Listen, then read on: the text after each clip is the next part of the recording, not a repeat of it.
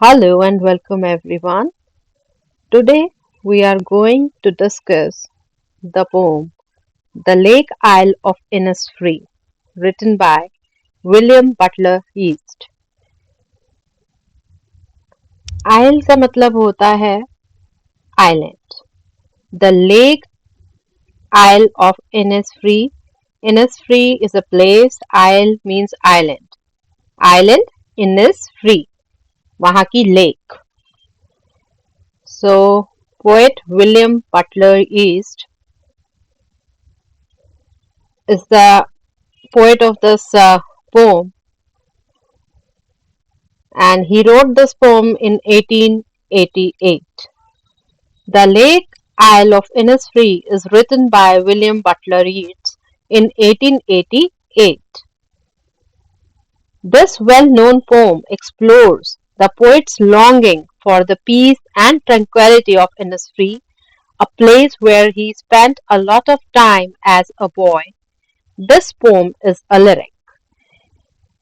ये William Butler ने लिखी थी पोम इन 1888 और ये जो इस पोम में पोएट ने अपनी बड़ी स्ट्रॉन्ग डिजायर, लॉन्गिंग मतलब डिजायर के बारे में बताया है। वो बहुत उनकी प्रबल इच्छा थी कि वो इनिसफ्री में जाए। वो इनिसफ्री ऐसी प्लेस है जहाँ बहुत ही शांति है, पीस है और ट्रैंक्विलिटी है, कोई शोर नहीं है, बड़ी काम है, क्वाइट है, ठीक है, पीस है और क्वाइट है। वहाँ शहर की जो सिटी की लाइफ है वो कैसी है, पोल्यूटेड है, बहुत शोर है, इधर उधर बहुत। तो इस शोर भरी दुनिया से, सिटी से दूर वो एक दूर आइलैंड में वहां की जो ब्यूटी को अपना एंजॉय करना चाहता था और उसकी स्ट्रॉन्ग डिजायर थी कि वो वहां इनिसफ्री में जाए, आइलैंड इनिसफ्री में जाए,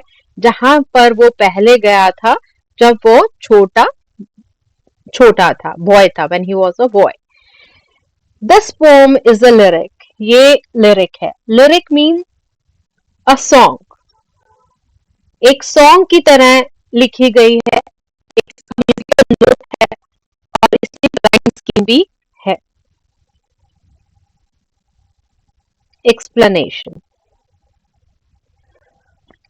I will arise and go now, and go to Innisfree, and a small cabin built there of clay and wattles made.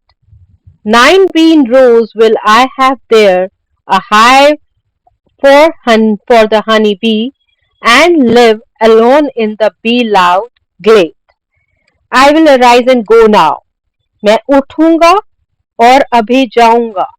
And go to Innisfree, और कहा जाऊंगा, इनिसफ्री में जाऊंगा। And the small cabin build their, और वहां छोटा सा cabin बनाऊंगा, छोटी सी हट बनाऊंगा, छोटा सा कॉटेज बनाऊंगा। किस चीज से बनाऊंगा? क्ले से बनाऊंगा, ऑफ क्ले एंड वेटल्स, और सूखी टहनियों से बनाऊंगा। 9 bean rows will I have there, वहां पर क्या उगाएगा वो? अब वो कहाँ पे गया पोएट? इनिसफ्री में जाएगा। आइलैंड, आइलैंड क्या है? आइलैंड जो है एक छोटा सा टापू होता है जो सराउंडेड बाय द, चारों तरफ वाटर होता है उसके, ठीक है। तो ये बड़े आइसोलेटेड से होते हैं और इसमें पॉपुलेशन बहुत कम होती है। तो इतना ऐसी लाइफ नहीं होती कि जैसे सिटी में हो कि रेडिली अवेलेबल सारी चीजें मिल गई। जोमेटो हो गया, फोन मारा, ये मिल गई, ये खाने को मिल गया, या फिर इधर नियर बाय मॉल है वहां जाके ले लिया। तो ऐसी कोई फैसिलिटी नहीं है, वो बड़ा आइसोलेटेड अलग सा आइलैंड है। तो वो क्या उगाएगा वहां? बीन्स की 9 रो। बीन होती है ना, जो सेम की फलियां होती हैं, फलियां होती है उनकी, वो 9 रोज बनाएगा कि बीन्स की फलियां, वो मतलब बीन्स सेम की फलियां उगाएगा या फलियां उगाएगा। और a hive for the honey bee, और हनी बी के लिए हाइव मीन छत्ता, हनी बी के लिए छत्ता होगा। अब यहाँ पे हम जब किसी विलेज में जाते हैं या थोड़ी रिमोट एरिया में जाते हैं, किसी जंगल में जाते हैं, वहां ये कॉमन है कि मधुमक्खियां होंगी, छत्ते होंगे, ये होंगे। नेचुरल वे से वो शुगर लेगा, ठीक है। फिर कहाँ से शुगर लेगा? मधुमक्खियों के छत्ते से वो लेगा। एंड तो वो हाइव चाहिए, छत्ता चाहिए, हनी बी भी चाहिए। And live alone in the bee loud glade. Glade होता है ओपन ग्राउंड, ग्रासी ग्राउंड, जहां घास हो बट ट्रीज ना हो, ओपन ग्राउंड हो with grass but no tree. तो वो कहाँ लिव एलोन, अकेला रहेगा। अकेला किसके साथ रहेगा? बी, जो हनी बी बर्स करती है, उनकी साउंड होती है ना, उस खुले मैदान में वह मधुमक्खियों को आवाज को एंजॉय करता हुआ अकेला रहेगा। ऑब्वियसली वहां व्हीकल्स की तो आवाज सुनाई नहीं देगी। वहां इतना मतलब इंडस्ट्री इतना क्वाइट और इतना काम है, और वहां इतनी शांति है। इवन अगर हनी बीज भी बज करें, अपना वो जो आवाज निकाले, उसको भी हम अच्छी तरह से वो पोएट सुन सकता है। वहां इतना क्वाइट है वो। So, the first stanza shows that the poet has a strong desire to go to the beautiful and the calm Isle of Innisfree. First stanza क्या बताता है कि पोएट की स्ट्रॉन्ग डिजायर है। देखो बोल रहा है I will arise and go now and go to Innisfree. उसकी डिजायर है कि वो कहाँ जाना चाहता है। ब्यूटीफुल, सुंदर सी जगह है और शांत सी जगह है, आइल ऑफ इनसफ्री। इनसफ्री के आइलैंड पे वो जाना चाहता है। He declares that he will get up and leave for Innisfree, where he will build for himself a small cottage with clay and twisted sticks.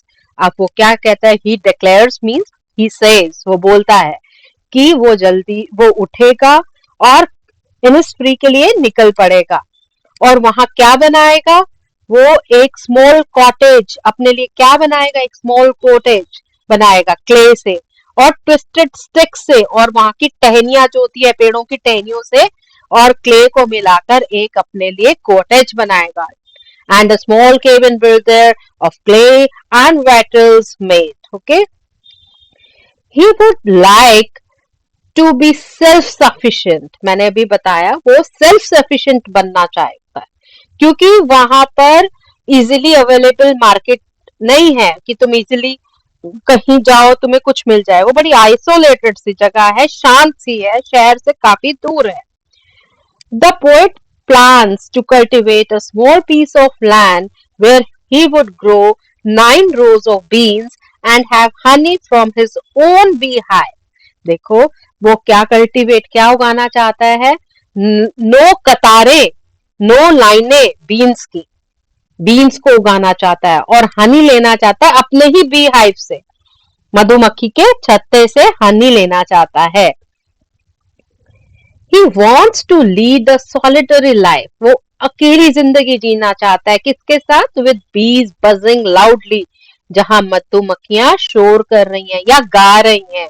In the open glade, एक खुले मैदान में, grass covered area without trees. Glade is grass covered area without trees, far away from the madding crowd. वो पागल करने देने वाले crowd से, उसके शोर से वो दूर कहीं जाकर मधुमक्खियों की भिन भिनाने की आवाज सुन के सुनने के लिए इनिस्फ्री जाना चाहता है, जहां वो अपनी एक हट बनाएगा और जो शुगर है, हनी है, वो अपने ही बी हाइव मतलब मधुमक्खी के छत्ते से लेगा।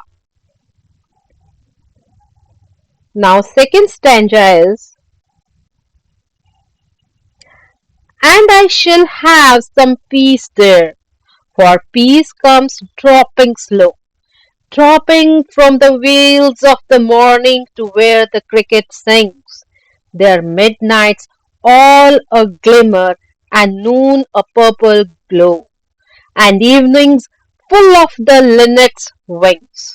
Yes, अब वो क्या कहता है कि वहां पर मुझे पीस मिलेगा, शांति मिलेगी। And I shall have some peace there, मुझे वहां शांति मिलेगी। For peace comes dropping slow. Peace कैसे, शांति कैसे आएगी? धीरे धीरे उसके पास आएगी। कैसे आएगी? धीरे धीरे कैसे आएगी, एकदम से नहीं आएगी, सुबह से लेकर रात तक उसके पास शांति आएगी। कैसे कैसे आएगी? Now he is going to tell us. Dropping from the wheels of the morning to where the cricket sings. वो शांति आएगी उस सुबह से जिसने कोहरे क्या घूंघट या बादलों का घूंघट ओढ़ रखा है। सुबह, सुबह, मॉर्निंग, उस मॉर्निंग में से आएगी जहां जिस सुबह ने वेल्स मतलब घूंघट, ठीक है, एक घूंघट ओढ़ रखा है। किसका घूंघट ओढ़ेगी सुबह? फॉग का कह सकते हैं हम, क्लाउड का घूंघट ओढ़ी होगी। तो morning has been personified here, कि उसका मानवीकरण कर दिया, कि मॉर्निंग को क्या कर दिया, एक पर्सोनिफाई कर दिया है कि वो सुबह क्लाउड का घूंघट या बादलों का घूंघट ओढ़े खड़ी होगी, और जहां पर क्रिकेट गाना गा रहे होंगे, where the cricket sings, cricket जो है इंसेक्ट्स होते हैं वो गा रहे होंगे। There midnight's all a glimmer and noon a purple glow. अब मिडनाइट, रात कैसी होगी? शाइन, चमकने वाली होगी। अब आप बताओ रात कैसे चमक सकती है? ऑब्वियसली स्टार से चमकेगी ना।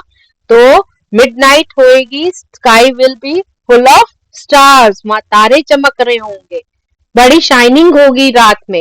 And noon a purple glow, और जो नून होगी, दोपहर होगी, उसमें पर्पल, बैंगनी सा ग्लो होगा, चमक होएगी। सूरज की रोशनी कैसी सी होगी उस टाइम? पर्पल सी होगी। And evenings full of the linnet's wings, और इवनिंग कैसी होगी? लिनेट इज अ बर्ड, एक बर्ड का नाम है, कि इवनिंग में वो देखेगा कि लिनेट जो पक्षी हैं वो आकाश में अपने पंखों से उड़ रहे हैं। तो मॉर्निंग कैसी होगी? ऑब्वियसली क्लाउडी कह सकते हो या फॉगी होगी, ठीक है। और उस वक्त क्रिकेट सिंग कर रहे होंगे, रात को तारे चमक रहे होंगे, इसलिए शाइनिंग होगी। और जो आफ्टरनून होगा उसमें पर्पल ग्लो होगा। इवनिंग में लिनेट जो है अपने पंख फैलाकर उड़ रहे होंगे। तो ये ड्रॉप बाय ड्रॉप वो शांति ऐसे महसूस करेगा। The poet wants to go to Isle of Innisfree because he believes that he will enjoy complete peace on the beautiful island. देखो, पोएट इनिसफ्री क्यों जाना चाहता है? क्योंकि वो बिलीव करता है, वो ये मानता है कि वो कंप्लीट शांति और उस शांति को एंजॉय करेगा। वहां पर ब्यूटीफुल आइलैंड में क्या एंजॉय करेगा? ऑब्वियसली आइलैंड की ब्यूटी को एंजॉय करेगा और वहां की शांति को एंजॉय करेगा। The peace would come slow because the poet would find it from morning till evening. Peace, शांति कैसे आएगी? धीरे धीरे आएगी, क्योंकि पोएट को वो शांति मॉर्निंग से लेकर रात तक या शाम तक मिले।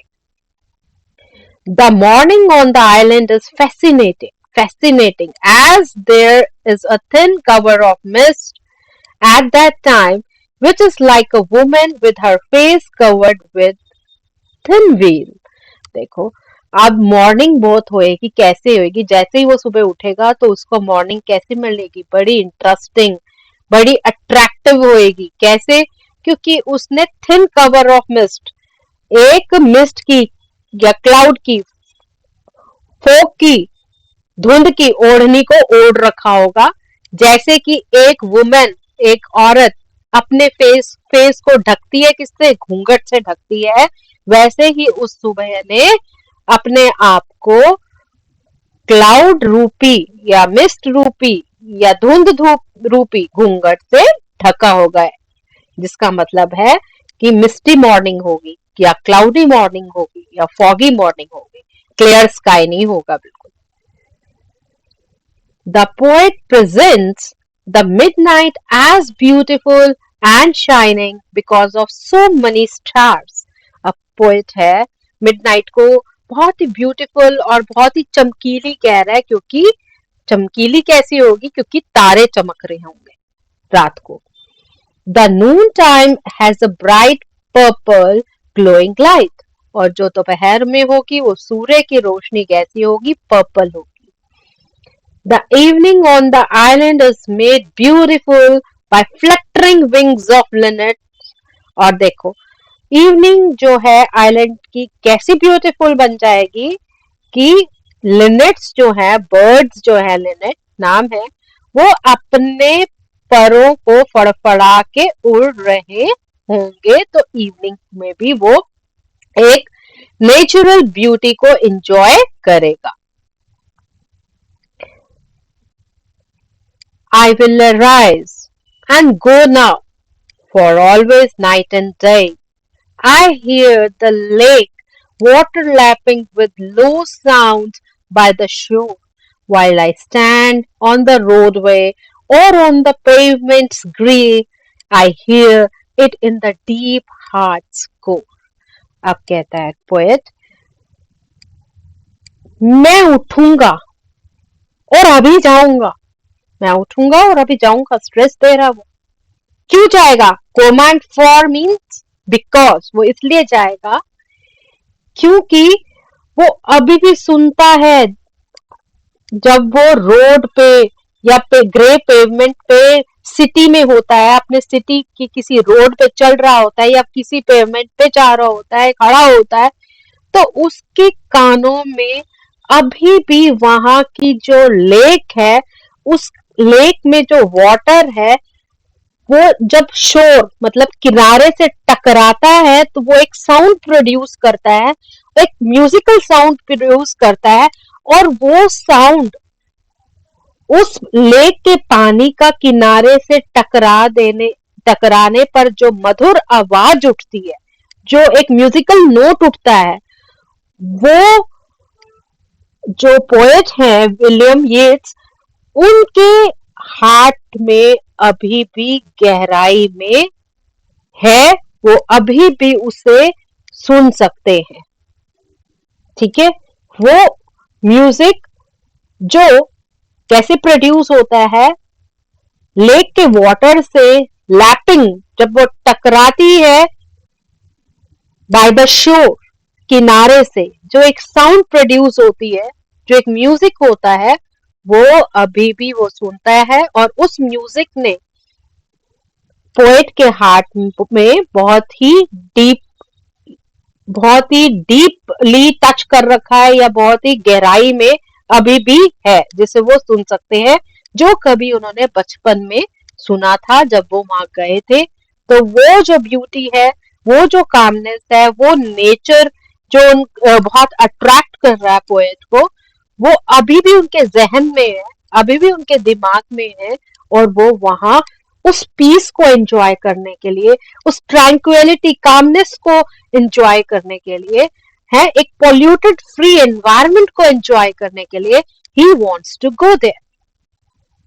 The poet repeats his desire to go to the Isle of Innisfree because such is his nostalgia that he can hear the music produced by water of Innisfree all day and night. देखो, अब poet repeats his Dzire, दोबारा से अपनी Dzire को बोलते हैं, I want to go to isle of Innisfree, मैं जाना चाहता हूँ। क्यों जाना चाहता हूँ? बिकॉज उनके दिमाग में एक ओल्ड नोस्टैल्जिया, मतलब एक ओल्ड मेमोरी है, जब वो बचपन में गए थे, एक बड़ी ओल्ड मेमोरी है कि उन जब वो वहां गए थे तो उन्हें बहुत सुख की अनुभूति हुई थी, वो अनुभूति उनके हृदय में अभी तक विराजमान है, राइट? मतलब अभी भी वो गहराई में शामिल है, वो फीलिंग अभी भी है, वो नोस्टैल्जिया है, वो अपनी पूरे उसको रिमेम्बर कर रहे हैं, उस ओल्ड मेमोरी को, that he can hear the music. क्या है नोस्टैल्जिया? कि वो म्यूजिक जो वाटर ऑफ इनिस्फ्री लेक में था, दिन रात जो यही सोचते हैं, वो उस म्यूजिक को जो वाटर प्रोड्यूस करता है जब वो किनारे से टकराता है।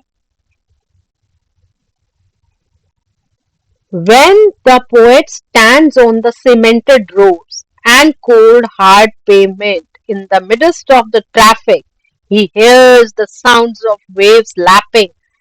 on the shore in the depth of his heart.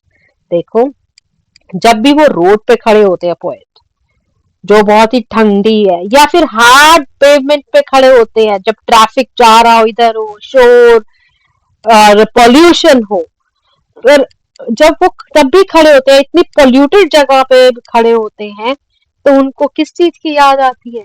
उसी साउंड की याद आती है, जो वेव्स, जो उस लेक की पानी की जो लहरें हैं निकालती हैं, एक म्यूजिकल नोट, जब वो जेंटली किनारे से टकराती है, ये आवाज अभी भी उनके हृदय के गहराई में है. I hope you might have understood the explanation of poem. So thanks for watching.